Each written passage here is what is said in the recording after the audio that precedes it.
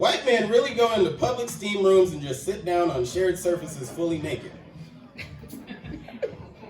I wonder what it feels like to live that carefree. To be raised under the understanding that you have the right to do whatever you want and decency is an option, not a rule. That all in your wake must experience their experience in conjunction with your residue, your germs, your lingering disregard, your remnants of disrespect, that others must adapt their path because of your refusal for you to alter yours. I wonder what that flavor of entitlement tastes like. Is it sauteed and seared in the spices of obliviousness? Or is it pan-fried in the decency of others who somehow learned rules from a different cookbook? White men treat the world as their steam rooms. Testicles on everyone's shared surface. Spreading apartheid from steam room to South Africa. Can you even fathom the audacity it takes to step toe, testicle, and foot into a South African state and claim that this African place is yours to be claimed? What Apollo mission do you have to accompany to arrive at that headspace? What encounter on what astral plane does it take to metamorphose into an entity audacious enough to treat South Africa like your steam room? White testicles on a black surface. Because what's off limits when you believe everything is your right and have conditioned everyone else to believe your wrong is right, and resistance only comes when frustrations breach the surface of those in classrooms and boardrooms and social spaces and unwantedly occupied, colonized black or brown countries who get tired of seeing the same monotonous faces claim their time and attempt to reclaim their time only to become a meme or a laughing matter for the world to move on, to continue spinning and allow white men to continue sitting naked asses and testicles on the surfaces we all must use because they treat the world as their steam room.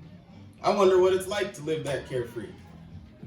To know that failing upward manifests a glass floor beneath you serving as everyone else's ceiling, which everyone else must see, but from which you benefit so everyone else suffers from your disease. To walk on a sidewalk and truly not believe that you should move out of the way or even say, excuse me. To look inside your pensieve and choose to not even see the people upon whom you've stepped, but to think, I did this all because of me. To a degree, it must be liberating.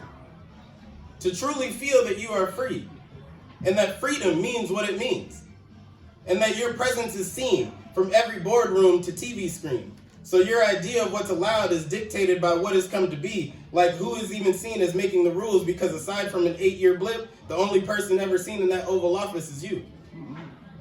Whipping testicles out and overthrowing black and brown democratically elected governments in pick a place.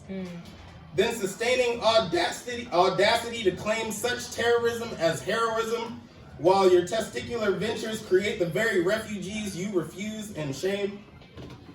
Moving from state to state, country to country, place to place, occupying by occupying headspace, enough to rationalize the irrational with inundated irony inoculated into imperialistic ideologies infused into scolding dew hovering, which we have to resist while white men continue to insist on perpetuating this testicular edifice of tainting every surface from India to South Africa to Iran to Nigeria to Venezuela to Colombia to the Americas, forming a collective of collected resistors of the inoculating diatribe. Bitch, my vibe was already killed the minute there was a semblance of a resemblance to apartheid and gentrifying Oakland and Inglewood and Brooklyn and Harlem, and the sidestepping and surviving of this white testicular view, repeatedly treating the world as their steam room.